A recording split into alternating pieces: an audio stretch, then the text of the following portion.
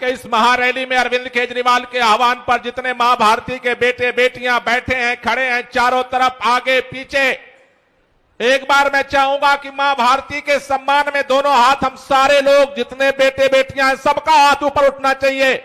आजू बाजू चारों तरफ जितने मां भारती के बेटे बेटियां हैं, आगे पीछे जितने लोगों तक आवाज जा रही है और जिनके पास हाथ है, दोनों हाथ उठा करके मुट्ठियां बांधो और पूरी ताकत से बोलेंगे, भारत माता की, भारत माता की, इनकलाब, इनकलाब, वंदे, वंदे, काला अध्यादेश वापस लो, काला अध्यादेश वापस लो।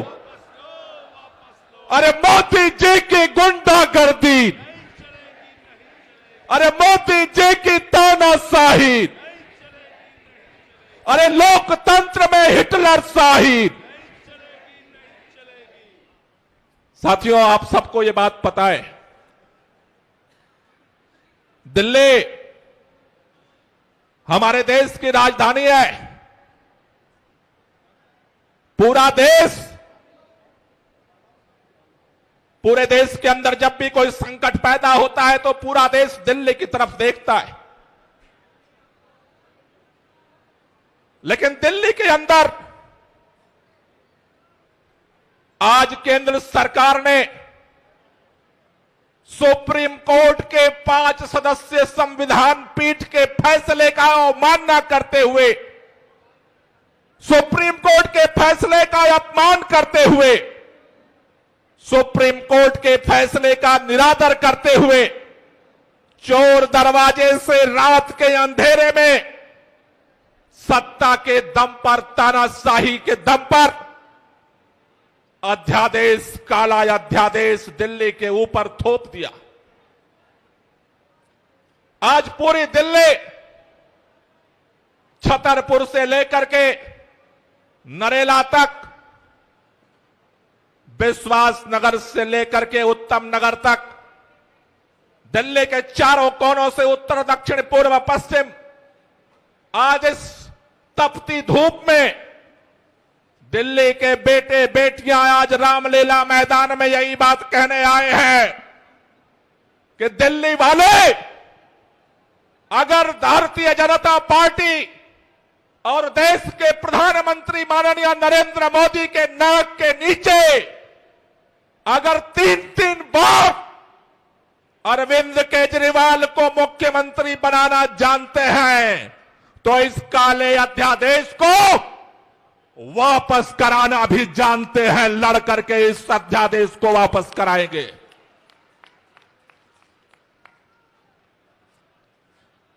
भारतीय जनता पार्टी के लोगों से पूछो,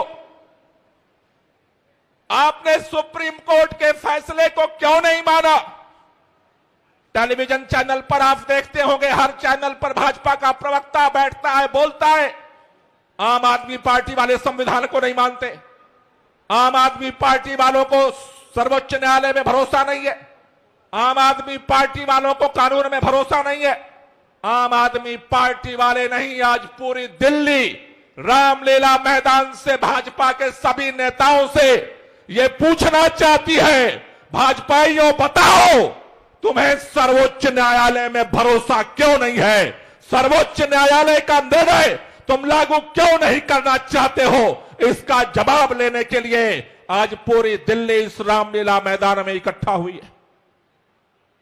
भाजपा के नेता कहते हैं, हमने ऑर्डिनेंस इसलिए लागू किया कि देश की राजधानी है दिल्ली। भाजपाइयों, तुम्हारे ऑर्डिनेंस आने से देश की राजधानी दिल्ली नहीं बने। दिल्ली पहले भी थी, जब दिल्ली के संविधान के अंदर यह निर्णय लिया गया कि दिल्ली के लोग अपना वोट दे करके अपनी चुनी हुई सरकार बनाएंगे। उस दिन, जिस दिन कानून बना, उस दिन भी दिल्ली देश की राजधानी थी। तुम कहते हो कि देश के अंदर राजधानी है, इस राजधानी में उच्च आयोग है, पूरे दुनिया के प्रतिनिधि आकर के रहते हैं। अरे जब तुम काला अध्यादेश लेकर नहीं आए थे तब भी उच्चायोग के लोग इसी दिल्ली में आते थे, रहते थे, और तुम्हारे अध्यादेश आने के बाद भी रहते हैं। भारतीय जनता पार्टी के नेता बहाने ढूंढ रहे। एक भी नेता को इस बात का जवाब नहीं है। उनसे पूछो कि सुप्रीम कोर्ट का फैसला क्यों नहीं मानते, बोले भाजपा आम आदमी पार्टी ने भ्रष्टाचार कर दिया। उनसे पूछो सुप्रीम कोर्ट का फैसला क्यों नहीं मानते, बोले ये हो गया। उनसे पूछो सुप्रीम कोर्ट का फैसला क्यों नहीं मानते, कहते हैं वो हो गया। उनसे पूछो सुप्रीम कोर्ट का फैसला क्यों नहीं मानते, उनके पास कोई जवाब नहीं है। हमारे देश के प्रधानमंत्री कहते हैं भारत मदर ऑफ डेमोक्रेसी है। उस दिन संसद भवन के उद्घाटन के अवसर पर भी बोल रहे थे कि भारत मदर ऑफ डेमोक्रेसी है, लेकिन अफसोस के साथ हमें कहना पड़ रहा है जो भारत मदर ऑफ डेमोक्रेसी है, माननीय प्रधानमंत्री जी, आप अपने अहंकार में मर्डर ऑफ डेमोक्रेसी को आप साबित कर रहे हो। सरेआम चौराहे पर दिन दहाड़े लोकतंत्र की हत्या पर आप उतारू हो। ये इस देश को बर्दाश्त नहीं है। ये देश का संविधान, ये देश का लोकतंत्र, देश की संस्थाएं किसी पार्टी की बदौलत नहीं पैदा हुई हैं। आज इस देश के अंदर लाखों लोगों ने अपने प्राणों को न्यौछावर करके इस देश की आजादी के लिए अपना सब कुछ जान पर लगाया था। उस लंबी आजादी की लड़ाई के बाद इस देश को संविधान मिला, इस देश को लोकतंत्र मिला। इस देश के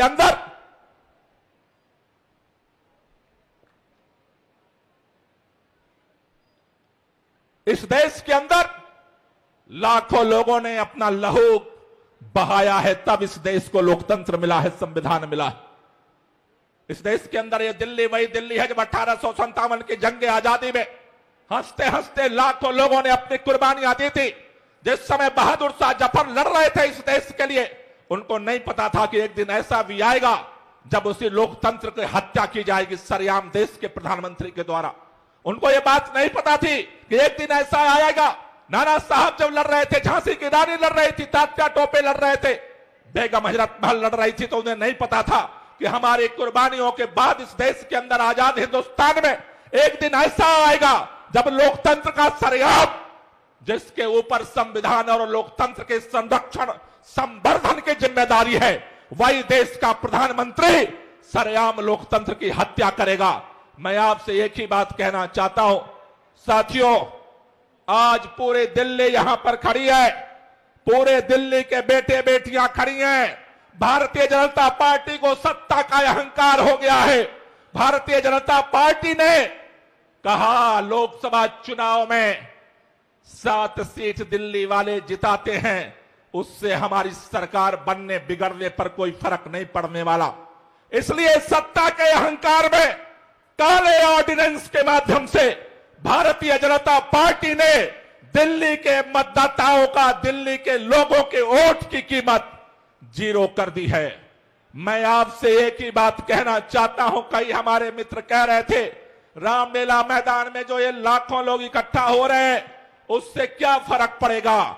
एक ही हम संकल्प लेकर के यहां से जाएंगे, हर कोने से, हर गली से, हर मोहल्ले से, हर जाति धर्म प्रांत क्षेत्र के लोग यहां मौजूद है।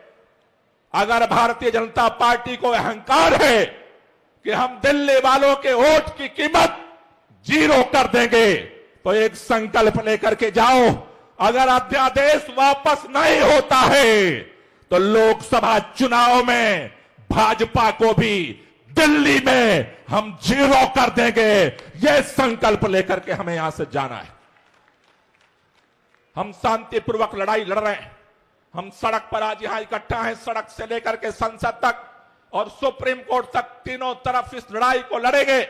अगर आपने आम आदमी पार्टी में विश्वास किया, अगर आपने अरविंद केजरीवाल में विश्वास किया है, तो यकीन मानो आपके मान सम्मान को कभी झुकने नहीं देंगे, कम नहीं होने देंगे और इस लड़ाई को अंतिम अंजाम तक पहुंचाएंगे। आप सब लोगों का बहुत बहुत शुक्रिया, बहुत बहुत धन्यवाद।